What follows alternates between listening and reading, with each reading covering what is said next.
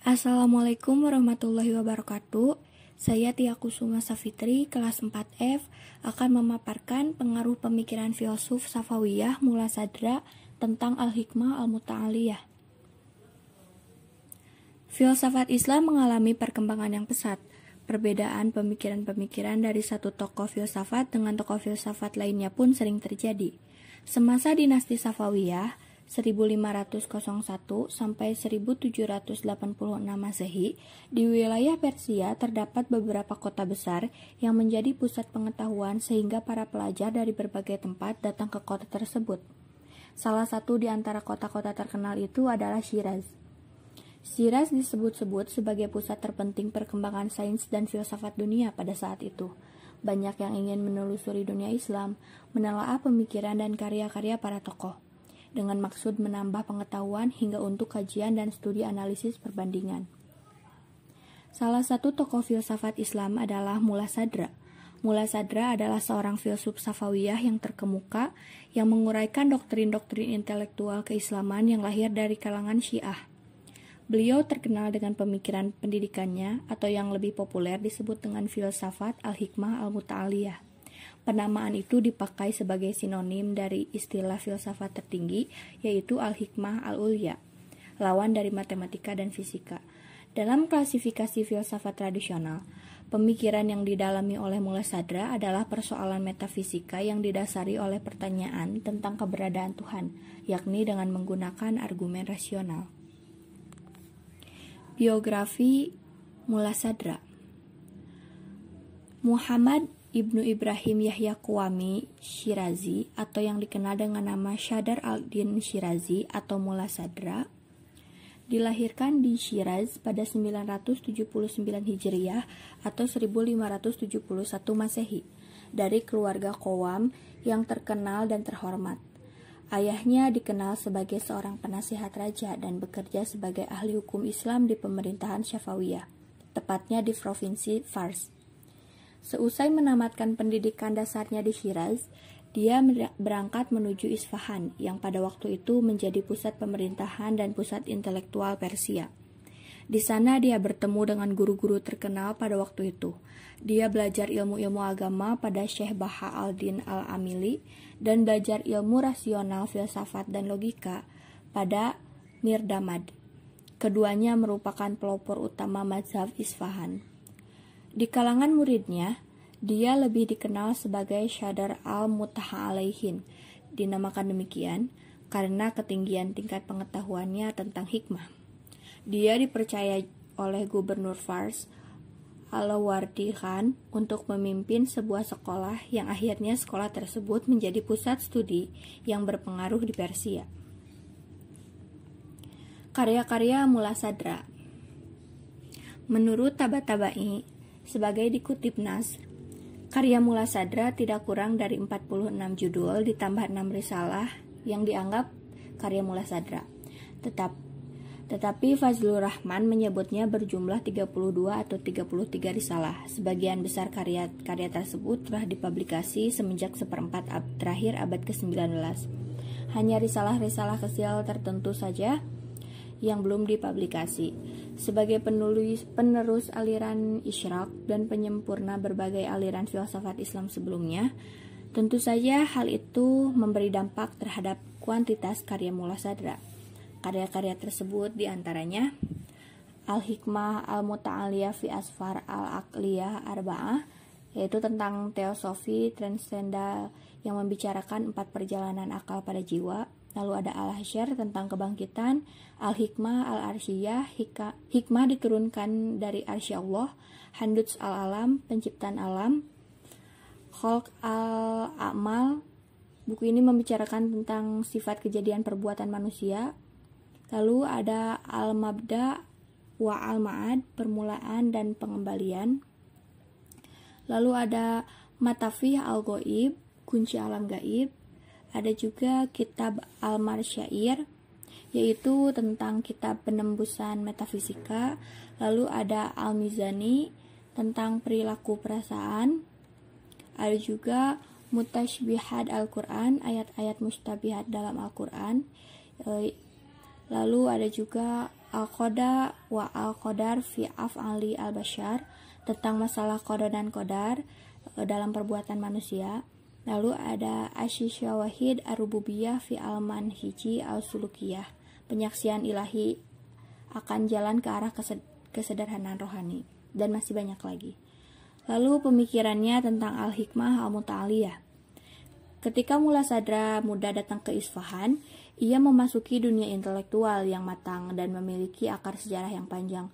Mullah Sadra mewarisi khazanah intelektual itu dan mengetahui secara mendalam ajaran, pendekatan, dan masalah-masalah setiap aliran pemikiran. Akhirnya dengan penghayatan yang mendalam tentang tradisi pemikiran Islam sebagai perspektif intelektual yang hidup dan berkembang, dan kesungguhannya dalam memahami keterkaitan doktrin antara aliran pemikiran Islam, Mullah Sadra berusaha membentuk suatu sistensi dalam dimensi yang baru yang dinamakan Al-Hikmah Al-Muta'aliyah.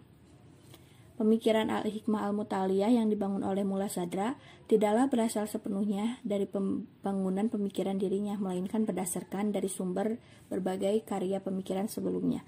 Tetapi tidak dapat dikatakan pula bahwa pemikiran Mullah Sadra adalah hasil penyatuan dan mengkolaborasikan pemikiran karya filsuf terdahulu.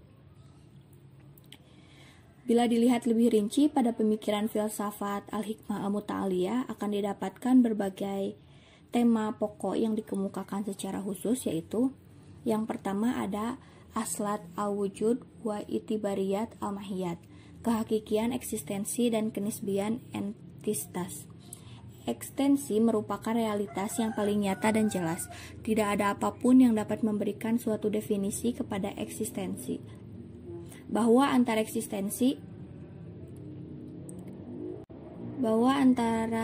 eksistensi dan entitas terjadi hanya dalam perbedaan alam pikiran, sedangkan di luar hanya terdapat suatu realitas. Maka manakah di antara eksistensi dan entitas yang real dan yang hakiki?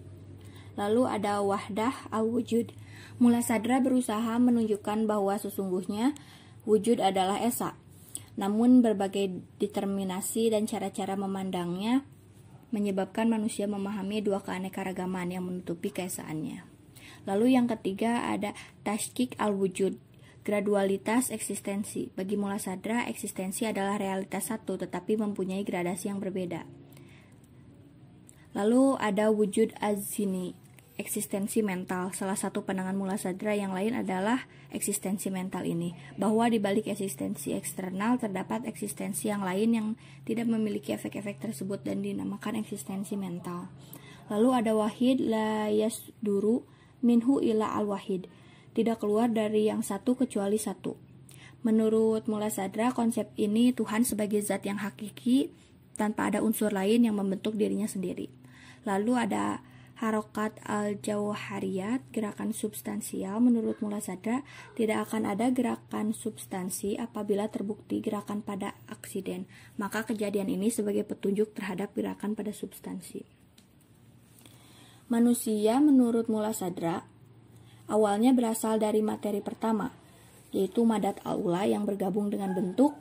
Melalui gerakan substansial, unsur-unsur tersebut mengalami perkembangan dan perubahan. Materinya berkembang menjadi gumpalan darah, kemudian janin, bayi, anak-anak, remaja, dewasa, dan tua, lalu hancur. Menurut Mullah Sadra, perlu bagi seorang manusia melalui proses dari 4 perjalanan yang telah digagaskan olehnya untuk memperoleh kebenaran yang hakiki dari Tuhan, sebagaimana dikatakan beliau, yaitu yang pertama, perjalanan kepada Allah dari tahapan-tahapan perjalanan jiwa yang kemudian tiba di ufuk terang. Maksudnya ialah seorang hamba berusaha memahami dirinya sendiri dari segi dunia fisik dan jasmani, dirinya bersamaan dengan berupaya meluburkan raga dan jiwanya juga kepada Tuhan. Lalu yang kedua, perjalanan dalam sifat-sifat Allah dan penyaksian nama-namanya yang kemudian tiba di ufuk tertinggi dari puncak kehadiran ketunggalan. Ini adalah tingkat di mana seseorang mencapai derajat wali. Pada kondisi ini dia melihat dan mendengar dengan penglihatan dan pendengaran Tuhan.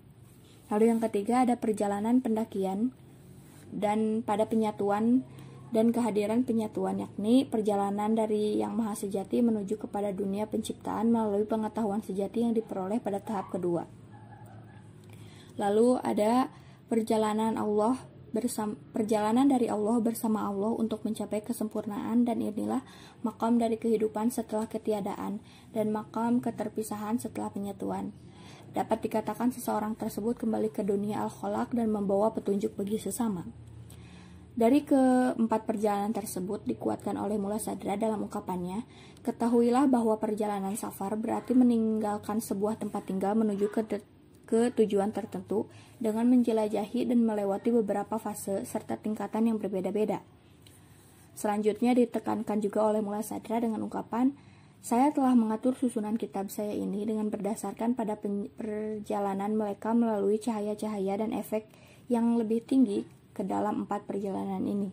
Saya menyebut kitab ini dengan nama Filsafat Kearifan, Al-Hikmah Al-Muta'aliyah dari 4 perjalanan akal. Jadi menurut Mullah Sadra, hikmah adalah kesempurnaan jiwa manusia melalui pengetahuan terhadap realitas segala sesuatu yang ada sebagaimana adanya, dan pembenaran terhadap keberadaan mereka yang dibangun berdasarkan bukti-bukti yang jelas, bukan atas dasar prasangka dan sekedar mengikuti orang lain, sebatas kemampuan yang ada pada manusia.